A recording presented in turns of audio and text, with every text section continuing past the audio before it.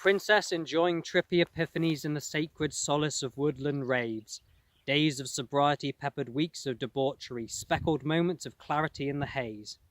Until being sober became more expanding than drugs, and she'd had enough of wannabe thugs.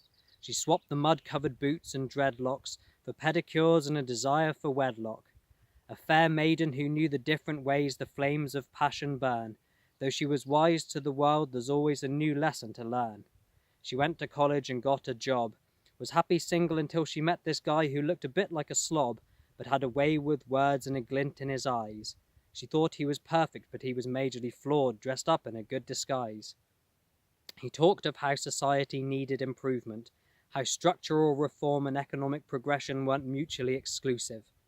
He knew the word for revolution in numerous languages and ate grapes by the handful, and at night he played video games in a dim room lit only by candles. He was an enigma wrapped in a riddle, spiky on the outside and hard on the middle. Determined that the world was his to be conquered, for many hours she sat and pondered just how it was that his fascinating brain worked, how he could be so charming and yet also a total jerk. She was deep enough to not care about the fact that he was quite hollow.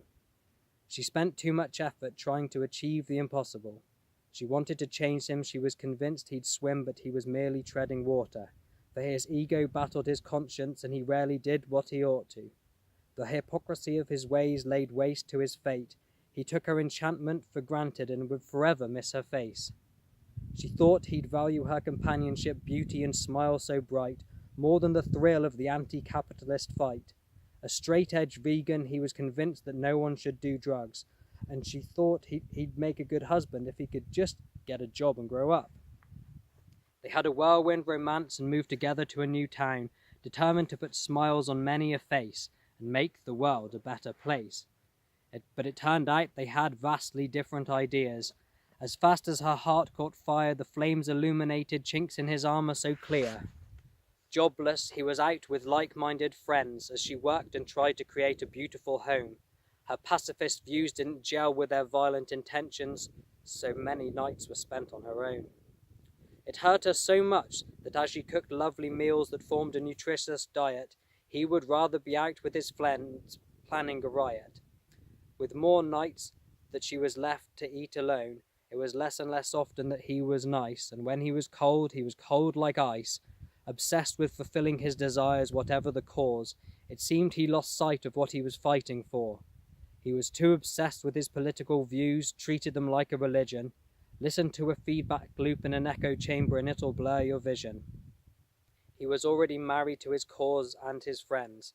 He didn't take pause to realize he was rushing towards a dead end. Feelings locked her in a room with her hands and her face pressed against the glass. She soon got bored of staring out of the window and watching the world pass. He said he wanted love and for people to be free, but was harsh and didn't let people believe things if he didn't agree. He believed his a cause for which blood should be shed, and his passion for his work far exceeded that for the bed. She longed for simpler days when she'd dance at a rave, so she ditched him and ran back to her friends who said they'd never liked him anyway. Lazy, filled with hatred, it wasn't thrilling or fascinating watching him go nowhere fast. Mr. Right shouldn't be a bum, but he should have a good ass. Another type of man crossed off the list, but there was plenty of time left for this little miss. She worked hard and played hard and lit up the world, shining her little light, until one day she was dancing behind this guy with a cute ass, and he was Mr. Right.